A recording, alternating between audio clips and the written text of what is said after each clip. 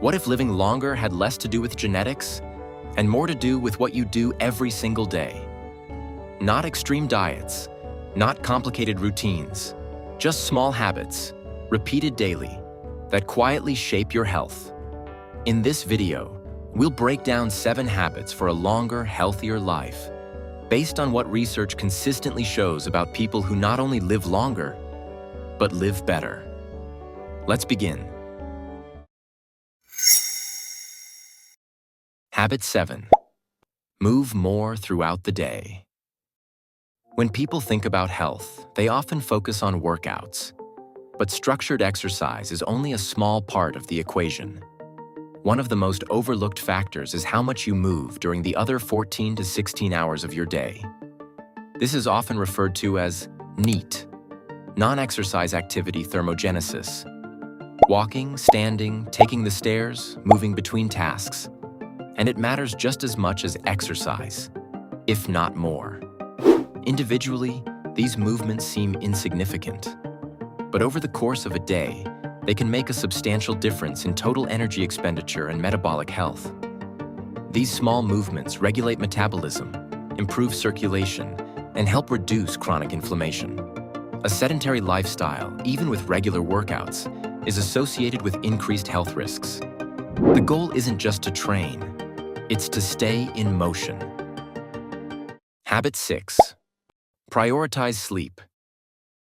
Sleep is not passive. It is one of the most active recovery processes in the body. During sleep, the brain clears metabolic waste. Hormones are regulated. Tissues repair. Memory consolidates. Chronic sleep deprivation disrupts all of this. It increases inflammation, impairs insulin sensitivity, and accelerates biological aging. Most adults need around 7 to 9 hours per night. Not occasionally, consistently. Sleep is not a luxury. It is a biological requirement. You can compensate for poor sleep temporarily, but not indefinitely. And unlike many health interventions, sleep does not require complex tools or systems. It requires prioritization. You don't recover when you stop working. You recover when you sleep. And over time, the quality of that recovery shapes your metabolism, your brain, and your long-term health. Habit 5. Eat mostly whole foods. Diet does not need to be complicated to be effective. Across different cultures and dietary patterns, one principle remains consistent. Diets based on whole, minimally processed foods are associated with better health outcomes. This includes vegetables, fruits, whole grains, legumes, healthy fats. Whole foods also tend to require more chewing and slower digestion. This gives your body time to register satiety signals, reducing the tendency to consume excess calories. Ultra-processed foods, on the other hand, are often linked to inflammation, metabolic dysfunction, and overeating. But this isn't about eliminating all processed foods. It's about shifting the overall pattern. A useful way to think about it is, build your diet around foods that don't need an ingredient list. It's not about perfection. It's about moving your diet in a better direction. Habit 4. Manage stress effectively. Stress is not inherently harmful. Short-term stress can be adaptive, but chronic stress is different. Your body is designed to handle stress, as long as it's followed by recovery. Without recovery, stress accumulates. When stress becomes constant, the body remains in a prolonged state of activation. Cortisol stays elevated, inflammation increases, recovery becomes impaired. Over time, this affects nearly every system in the body. Managing stress doesn't mean eliminating it. It means creating regular moments of recovery. This could be walking, breathing exercises, time outdoors, social connection. Even short recovery breaks, repeated consistently, can have a measurable effect over time. What matters is consistency. Build small moments of recovery into your day, not just at the end of it. Habit 3. Maintain strong social connections. Health is not only physical, it is deeply social. Humans are biologically wired for connection.